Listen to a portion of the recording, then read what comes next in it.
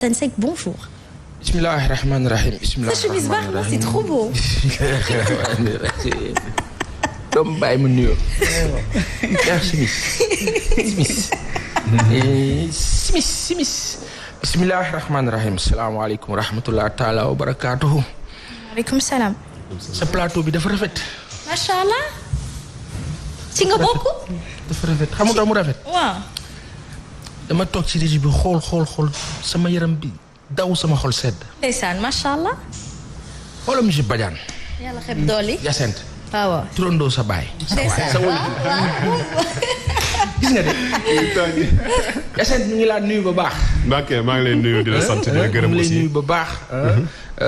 di nuyu Yacine Diandi itam way juru Louisa. di nuyu Louisa bu baax waaw. Pape Yacine la tudd. Yacine la tudd. Yacine gentil ah. ko xam nga tur Yacine dafa garaaw. man dama juddu bokk si benn famille bi nga xam ne màggee naa ñu may woowee Yacine Philippe bi moo gën a siiw parce que dañ nekk si dëkk bi di dund jékki-jékki ma amee ay 30 ans ma dajeeg sama benn nijaay mu ne ma yow di ma woowee Yacine quoi tous les jours man ko yow da nga bokk si samay professeur ak nit yu may woowee Yacine lu tax nga may woowee Yacine mu ne ma kon yow xamoo kan moo la tuddee Yacine ma ne ko mu ne ma jour bi ngay judd maa nekkoon hôpital bu ñu joxee sa tur ma ne dugal leen si Yacine ma ne ko mais si famille bi ban nijaay ak ban maam moo fi tudd Yacine mu ne non Yacine ça signifie la pierre précieuse. ndeysaan macha allah c'est pour ça que t'es précieux. Papa il est précieux. macha allah. gis nga xam-xam. xam-xam fi mooy penc mi dafa làqu. pencum xam-xam bi. Louisa. Marie-Jeanne. Tu es heureux de la retrouver quand même non. Marie-Jeanne xam nga kañ laa gëj a gis. ça fait 10 années. Ouais, 10 ans. c'est vrai. Marie-Jeanne ça fait 10 ans. ndeysaan mat na benn génération de. boobu gënoon na nekk. ndaw. mais dafa mosoon bari solo. fële ca Livorno. waaw daa mel ni man. waaw dafa macha allah Marie-Jeanne ba pare baax na. macha allah yaatu. ku ne lu la yàlla defal. dëgg la baax vraiment je suis content di la nuyu yow. di nuyu seetaan di wax yàlla na yàlla seddal. xolu sénégalais yi. ak africains yi. amiin yaa rabbi. africains yi daj nañu dëgg. nit ku ñuul sonn na si àdduna. yàlla na yàlla seddal suñu xol ma si profité di jaale suñu professeur bu mag boobu. nekkoon doyen des facultés des sciences juridiques fële ca université Cheikh Anta Diop may am fi fàttaliku bu baax sama première loolu est-ce que war naa ko wax exposition bu ma defoon ci wàllu art en 96 Moustapha Sourang yàlla na ko yàlla yërëm moo ma permettre woon ma exposer ci hall faculté de droit en 96 donc loolu baax na ma fàttali que loolu lu ma marqué la parce que c'était pas évident mu mayoon ma ko. mu nekkoon lu rafet loo xamante ni ñi newoon institut des droits de l'homme et de la paix ñu ngi kaa fàttaliku. ma am ci yëg-yëg bu fort bi ma yëgee nii yàlla dafa ko jël.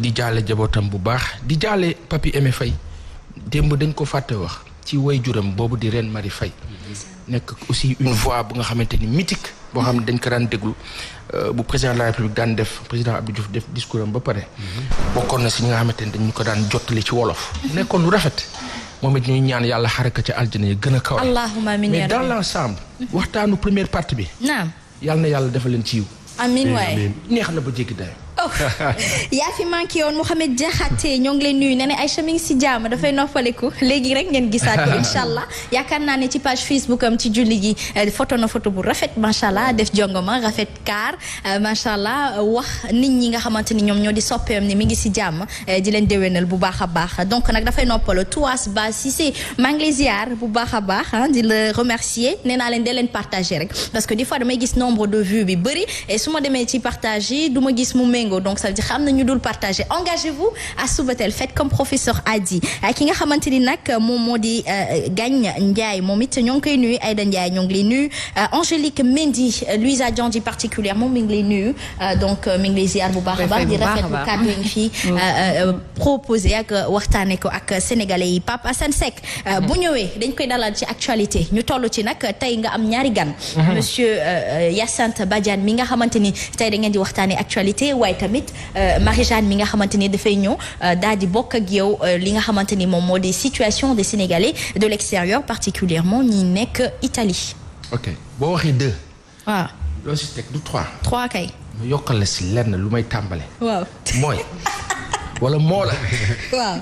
démb dafa am xew-xew bu fi am ba mag mag nag boo xamante ni mënuñu ñàkk wax ci les locaux du journal Les Échos may massawu Cheikh Oumar Ndaw directeur de publication bi di ko wax massa parce que lu metti la am benn Macintosh MacBook mag dafa cher Apple bu fekkee da nga ci am yu bëri ñu dajale rangale sànni ko ci suuf mu toj dafa diis kay. heureusement que l'assurance est toujours là mu ngi nii image yi ñu gis ni gis nañu vandalisme. toutes les organisations yi nga xamante ni ñoo nekk ci média muy SYNPICS CEDEPS le club des éditeurs ñëpp wax nañ ci ñëpp mettitlu nañ ko ñaawlu ko ci contexte bii ñu nekk lii nag gis naa sama benn xarit Moustapha Sarr mu wax ci ne dafay wane rek ne stigmatisation bi mooy échec bi gën a mag maanaam feebar bi gis naa sànq ñu ngi may wan ne ma Bamba Fall wér na ba dellu këram donc finalement il y a rien d'extraordinaire ci am coronavirus mais la façon dont on a présenté cette maladie a fait que finalement dafa mel ni musiba.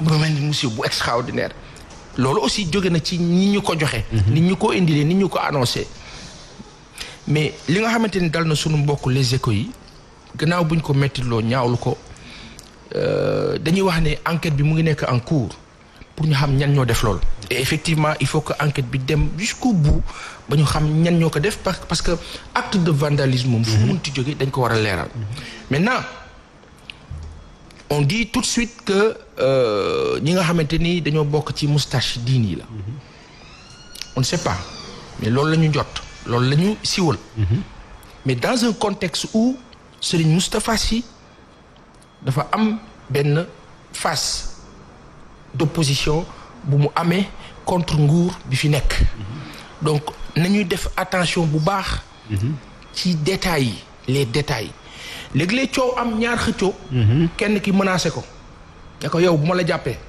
seytaane aw ci suuf am keneen ku ñëw ruube dal ci kaw kii ñu jiñ ko kaw a xool waaw day am donc nañu def attention maandu enquête bi dem jusqu'au bu ñu xam ñan la saay mën na ko def ba pare ñu taxal leen ko comme tamit mën na nekk ñoom comme parce que Sénégal dañuy dund léeg-léeg un fanatisme bi nga xamante ni léeg-léeg mu xaw a jéggi dayoo wante comme xamuñu fan la nañ nag ba enquête bi leer ñu xam wax nañ ñu ne sunu papa bi loolu ñu wax ne moo ko dal di coronavirus dalu ko lu ni mel su dee am na su fekkee dalu ko dafay waroo ak li nga xamante ni moom la ñu génne comme information foofu tamit dañ ci def attention wax ne alpha ou bêta lépp lu ñu war a génne ak lu ñuy génne am na lu ñuy génne am lu ñu warut a génne lu ñuy génne ak nañ koy génne lu mat a bàyyi xel la mais vraiment di masawu nos confrères di ñaan yàlla leeral ko mu gën a leeral ba ñu xam ñan la ba mu féete boor ñu jàll si leneen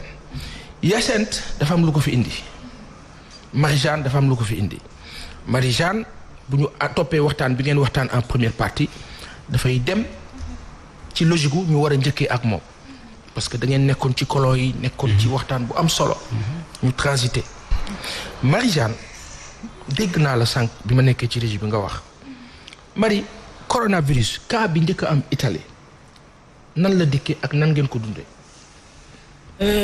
Bon Passa nuyu naa la namu naa la waaye li war na nga leen wax sama xarit la sama grand frère. Elle a été agréable je l'ai trouvée en Italie elle a été majestueuse toute jeune. ndeysaan mais dévouée ak xaritam yi sama gaañ yi ñu yaatal ñu macha allah. vraiment tekkil jamono dafay baax yooyu laay def si yow. mais Assane est-ce que wax na la ne c'est une grande chanteuse. Ça je savais pas. Ah oui, elle fait et la bizarrement chorale, elle était oui. avec nous mais je savais pas. Elle fait de la chorale, elle a fait de la chorale. Elle était l'une de mes choristes. Macha allah. C'est une belle chose. loolu damay bàyyi mbooti foofu. Le dialogue islamo-chrétien, c'est le thème, en tout cas, du plateau d'aujourd'hui, pour justement montrer que la paix règne dans le moo tax Sénégal. bi may gis démb la de. bi ñuy wax yi bi Nana a bien fait de souligner cela. Tout bi à ñuy wax fait.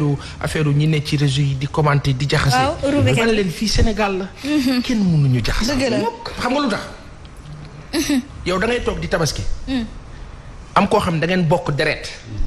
mais nekk chrétien. et bien sûr. am ku la ñëw nampal nekk ngeen chrétien. tabaski. Réel la nga sax. lax jot. yow nga nekk sa kër mbokk chrétien. ngeen di defar ngalax bi. waaw. ngalax jot. sunu bokk chrétiens yi defar ngalax jullit yi defar ngalax ñuy séddalante. fii rek la am. dégg nga wax bi. waaw. tabaski jot wala korité jullit bi solu catholique bi chrétien bi solu. comme ni ko Louisa Johnson defee woon. amul fenn si àdduna demal kër ñoom Louisa. waaw. lu fa am du jullit ak catholique mu neex bi laay feet yëpp ñu di ko feet. ñëpp jëm ci borom bi. ñëpp jëm ci borom bi. Seydina Isa di magu Seydina Muhammad sallallahu alayhi wa sallam. ku ci xaj. kenn xaju ci. ka si dugg wala kañu bam mu dugg si da nga kaa wooye ab seytaan. te ruube kat nañu ko lànk.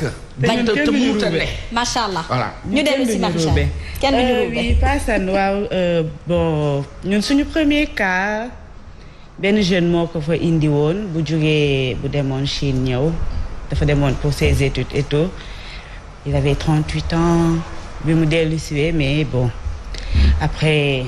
ñu commencé di yóbbu nit ñi hôpital def test jaar circuit yi mu jaar yëpp après bon mu commencé nag ñu ne diw am na famille bi am nañu famille bi amuñu c'était tellement vraiment catastrophique dafa gaaw ñun on a ñu le temps que ñu ñuy ne am nañu benn cas ak bi ñuy naan am nañu 10 cas ak bi ñuy ne am nañu plus de 30 000 personnes ñun de affaire bi daf ñu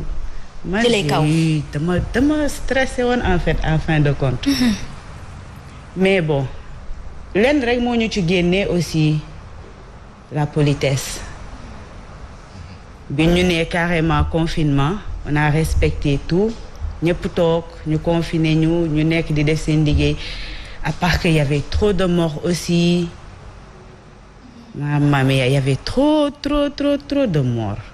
naka la ko italien yi doon dundee. non difficilement bi corona bi nii ñi naan wàññeeku les gens dañuy dem seeti un psychiatre parce que il le faut dafa demoon ba terroriser ñëpp. tey situation bi fan la toll. ça va quoi ça s'améliore mais am na yenn parties yoo xam ne dañ ko commencé waa tëj ak été bi et tout les gens bon certains respectent certains ne respectent plus les choses mais ñi nga xamante ne ñoom ñoo gën a responsable ñu ngi jël toujours seen matuwaay mais le reste tamit xam nga ak xale yi jeunesse bi nii dañuy bëgg a dem plage ñi dem discothèque et tout donc italien dañoo bëgg noos. été bii nii ñoom hiver bi sax muñoon nañ ko toog parce que dafa sedd tamit donc biñ leen tëjee c'était l'occasion mais nii ak naaj bi dañuy bëgg a dem plage bëgg a def seeni affaire bëgg a shopping bëgg a lii et quand j'entends ainsi phase introductive la tey jii nii sénégalais yi fa nekk ak africains yi qu'est-ce qu'on a fait de vous. Personne vraiment man ce que je ressens ñun dañoo abandonné au moment où on avait vraiment besoin de nos autorités. waaw dégg naa aide yi fii def nañu nii mais aide yi à 100% les 90% nous on l'a pas vu. gisu leen ko. jotu leen 12 milliards yooyu.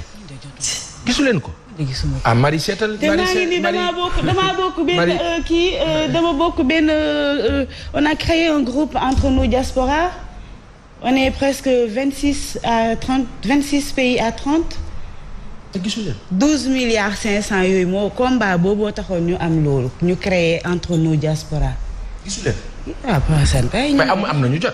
am dégg ko man gisuma bokk ku ma ne jot naa zone bi ma dëkk gisuma ku ma ne jot naa.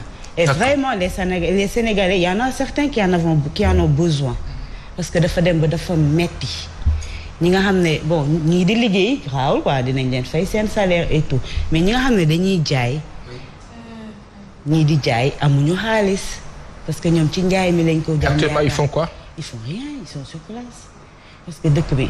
mais entre Sénégalais est-ce qu'il y a une aide. une solidarité entre vous. oui il y a la solidarité totalement parce que man zone bi ma dëkk maay vice-présidente association bi sénégalais de l'extérieur de Livorno et tout les ressortissants de mais solidarité à 100% lañ def. waaw dañuy xool ñi nga xam ne ñii ngi liggéey am nañu xaalis ñu wootante mais dañuy def te. comme bi ñuy wax rek bëgguma ñu xam ne man la bëgguma donc dañ la doon jox benn carte boo xam da ngay dem recharger après ñu dem nduggi def achat et tout ñu dem xool sénégalais yi nga xamante ne amuñ suñu moyen ñu aider leen waaw. et aujourd'hui au vu de tout cela li nga xamante ni ñu ngi kaa wax ñu ne Union européenne d'accordul ci ñun suñu ñu am possibilité jóge fii wàcc ci seen espace loolu sénégalais yi ne ci diaspora bi ak yéen nu ngeen koy dundee. mais dafa metti kaasa. lan ngeen ci wax.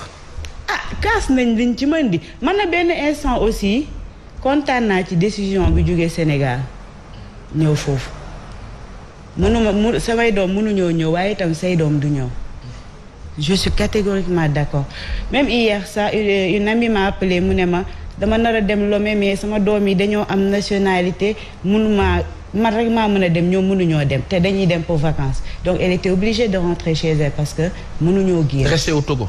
non en France mënul dem.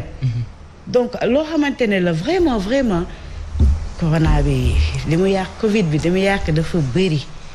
dafa indépendance jot na. non ñu dañoo war a jël indépendance.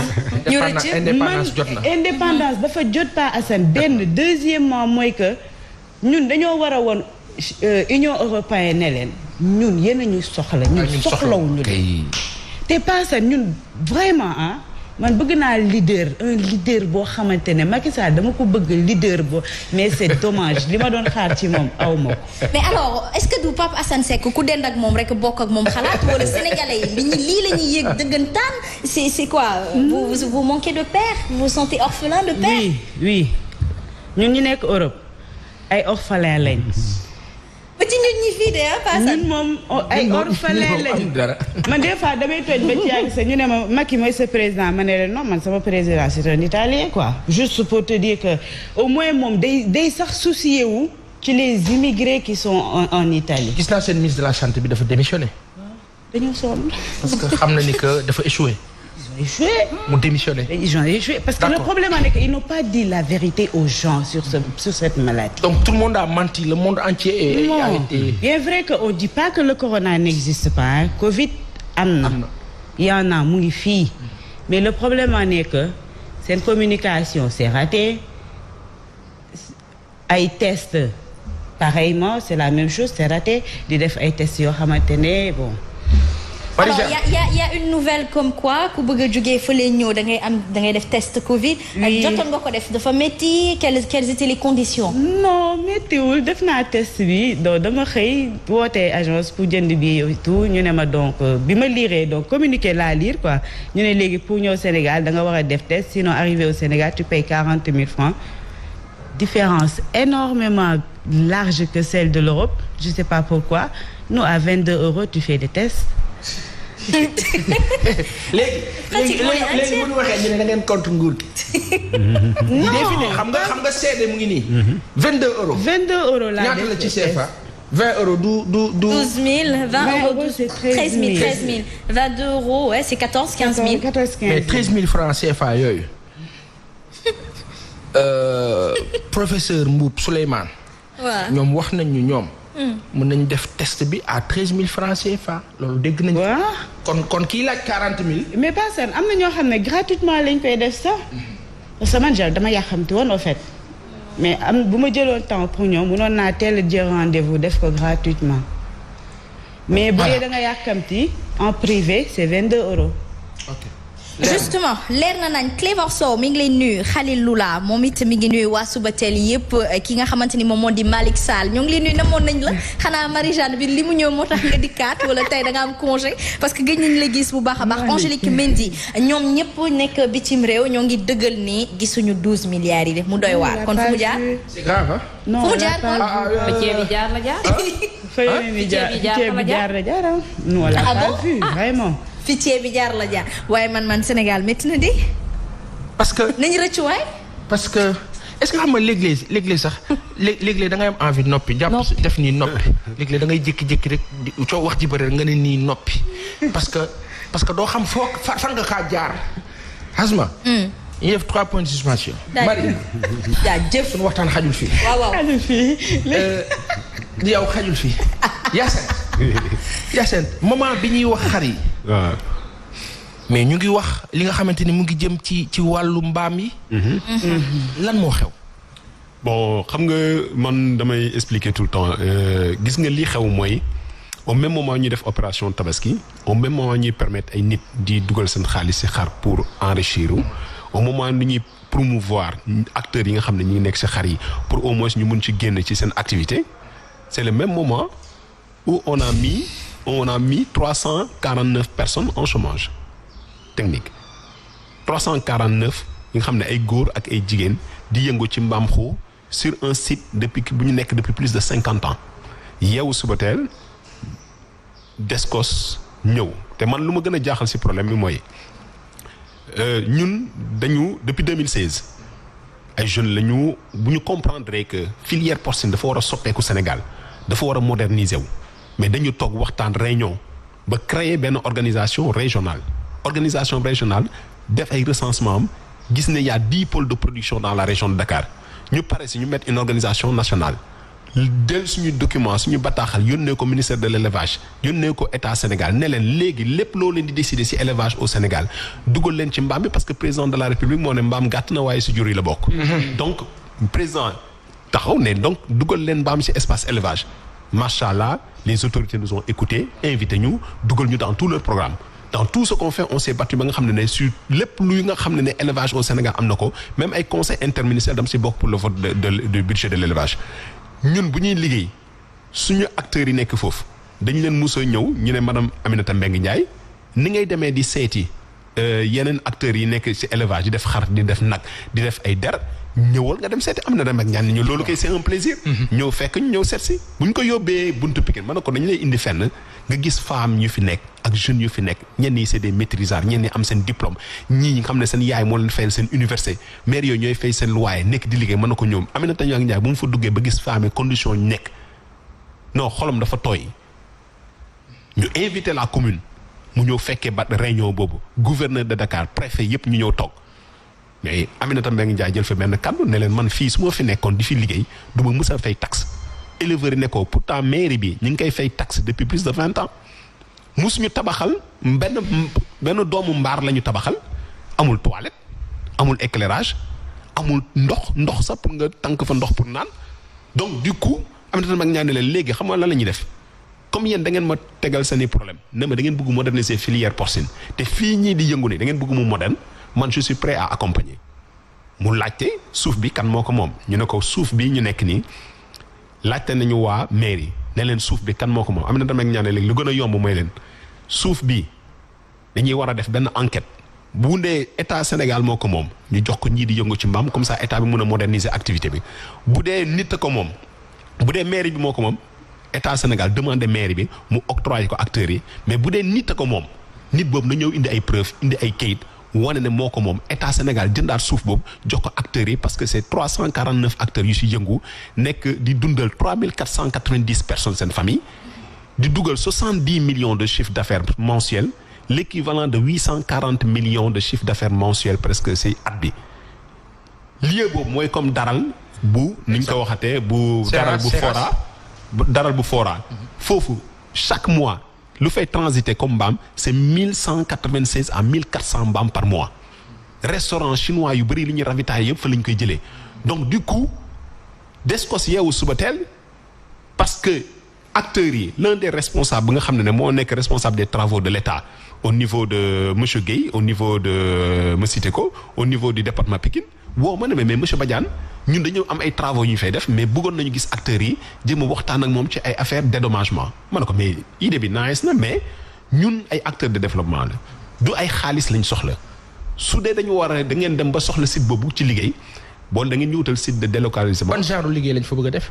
non nee na canalisation bassin de rétention lañ fa bëgg a def pour récupérer ndox bi di jógee dans les ce côté zone rail bi ak côté zone Pikine bi loolu la ñu wax ñun premier plan bu ñu gisoon.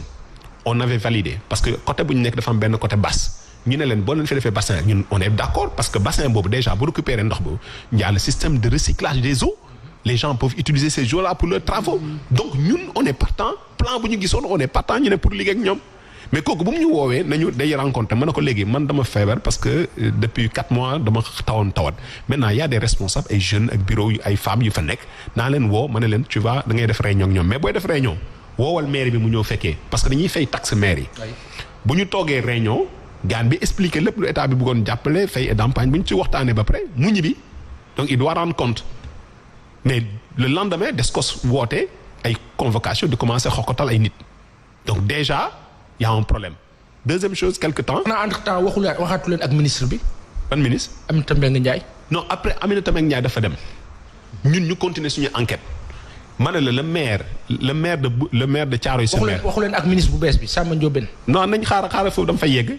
ma ne dañu toog ak le maire de kii si bureau après visite Aminata Mbengue Ndiaye mu certifié ñu man j'ai des rapports mu certifié ñu ne ñun fii bi ñu nekk nii fii laa màggee fii laa yaroo fii laa doon foowee fu nekk ba nekk fi tey maire terrain boobu amul ku ko moom te yow ñu xam Sénégal xam nañ ne terrain bu jegee raay 15 mètres de gauche 15 mètres droite day doon domaine du rail donc déjà nit mënu fa am terrain bu mu moom des ko ci yow suba teel ne terrain bi 1972 mètres carrés la benn nit moo ko moom yónnee ñu sommation dégressif ne ma benn nit moo ko moom ñun dañuy jàng école nekk fi ay diplômé nekk fi ay cadre donc boo jotee document bu mel noonu man déjà damay toog ma ne dans quel pays nous sommes référence terme document bi je vois des TP alors que titre foncier au Sénégal c'est TF yaa ngi comprendre donc affaire bi ñaaw ma ne ba comme ñoom ñoo bind et puis si suuf ñu dafay ampliation procureur ampliation nu mu titi le lieutenant de temps pour jëm a tiital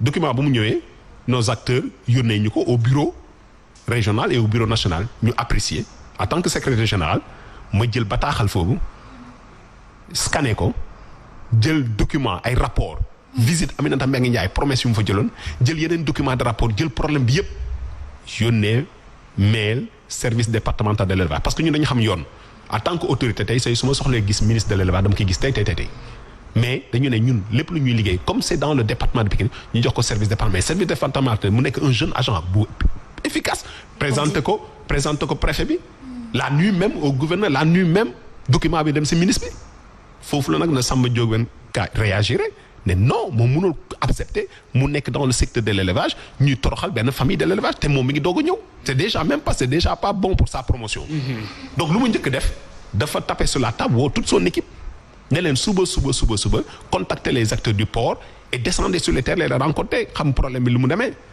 le directeur de l'élevage woo ma téléphone ma ne ko écoute nous on est structuré de cette façon telle personne mooy responsable te problème bi yemul ci buntu Pikine parce que am na ñuy xokkatal suñu jigéen yi nga xam ne elles sont 116 femmes jënd ay espace au bord de la plage d'ici 200 000 di ko exploiter pendant des années di def chiffre d'affaires 40 millions ñi bugg leen tëbal ma ne ministre bi encore am na beneen marché ba nga xam ne directeur de l'élevage ma ne ko am na marché Bignona ba nga xam ne 238 personnes ñoo fa nekk c'est le seul marché de port existant au Sénégal fële c'est le Daral fii c'est le marché de port fii ils font 180 millions presque 2 milliards et quelques de chiffre d'affaires l'année donc il faut ngeen convoquer responsable de toutes ces zones là nga ñëw mais le directeur de l'élevage est venu ànd ak ñëpp visiter zone yëpp recueillir les informations joxaat ko ministre de l'élevage convoqué audience bu mu convoqué audience ñu envoyé encore des responsables ñu toog ak ministre bi ne leen expliquer mais ñu expliquer ko ministre bi woo le gouverneur sur place ne ko problème da koy jël en charge pour jéem ko régler on est satisfait de voir que suñu autorité de tutelle jël na kii ministre bi jëlaat ay engagement ne des financements pour les acteurs des bottes des équipements il faut ñu jox ko nit ñooñu donc moom bu mu commencé entamer ak activités yooyu ñu jékki-jékki en un bon jour en plein tabaski il n'était pas là et tout Descos ñëw indi ay ndraan indi ay ànd ak waa APIX commencé xokkatal erreur bu ñu njëkk a def mooy boo ñëwee fekk ay nit ils sont pas armés c'est pas des voyous c'est des gens des travailleurs ay maires yi nga xam ne am nañu 70 ans 60 ans 50 ans di liggéey seen activité ay jeunes yu ndaw nga ñëw dugg si rek jël ay lacrymogènes dóor bëm sur place. C'est une forme de tuer l'entrepreneuriat et le leadership. léegi peut-être. ça loolu laa koy xoolee c'est un acte d'agression vis-à-vis d'une organisation structurée et qui a commencé à travailler avec l'État du Sénégal. On a appelé tous nos jeunes et tous nos représentants ne leen bu kenn yëkkati xeer bu kenn yuuxu bu kenn xuloo ñun liggéey moo ñu fi teg bu ñu defee lu ñu def ñu pare nañu laal nañu benn partie dañuy ñëwaat après tabaski. Ah bon? C'est là où j'ai dit que nag sama feebar jeex na damay ñëw bokk ci xeex bi les jeunes qui étaient mobilisés tout on s'est réunis ñu def suñu réunion def suñu kii waxtaan ne maintenant on attaque maintenant ce problème won autorité ne réellement lii agression la. Aujourd'hui parce que là on va être assez succinct aujourd'hui j'ai